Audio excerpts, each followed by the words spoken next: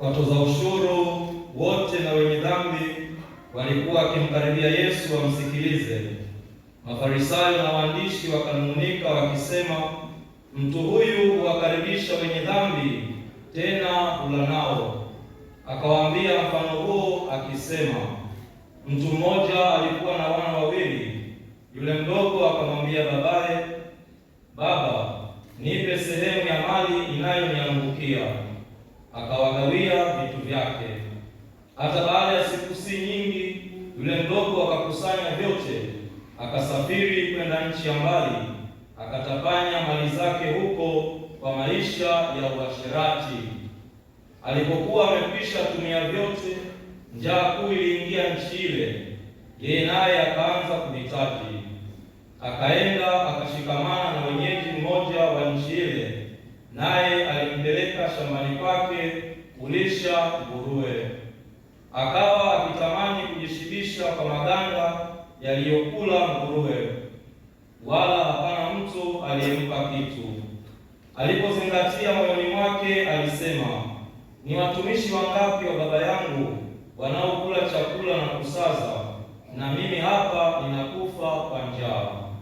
Nitaondoka, nitakwenda kwa baba yangu na kumwambia, Baba, nimekosa juu ya mbingu na mbele yako, sistahili kuitwa mwana wako tena, nifanye kama mmoja wa watumishi wako. Akaondoka akaenda kwa babaye. Alipokuwa angali mbali, baba yake alimwona, akamwonea huruma, akaenda mbio, akamwangukia shingoni, akambusu sana. Yule mwana akamwambia, Baba, nimekosa juu ya mbingu na mbele yako, sistahili kuitwa mwana wako tena.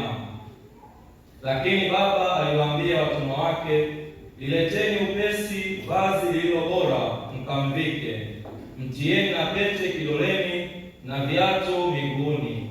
Mleteeni ndama yule aliyenona, mkamchinje, nasi tule na kufurahi, kwa kuwa huyu mwanangu alikuwa amekufa, naye amefufuka; alikuwa amepotea, naye ameonekana. Wakaanza kushangilia. Basi yule mwanawe mkubwa alikuwako shamba, na alipokuwa akija na kuikaribia nyumba, alisikia sauti ya nyimbo na machezo. Akaita mtumishi mmoja, akamuuliza, mambo haya maana yake nini? Akamwambia, ndugu yako amekuja, na baba yako amemchinja ndama aliyenona, kwa sababu amempata tena yu mzima. Akakasirika, akakataa kuingia ndani. Basi babaye alitoka nje, akamsihi, akamjibu baba yake akasema, tazama, mimi nimekutumikia miaka mingapi hii, wala sijakosa amri yako wakati wowote, lakini hujanipa mimi mwanambuzi nifanye furaha na rafiki zangu.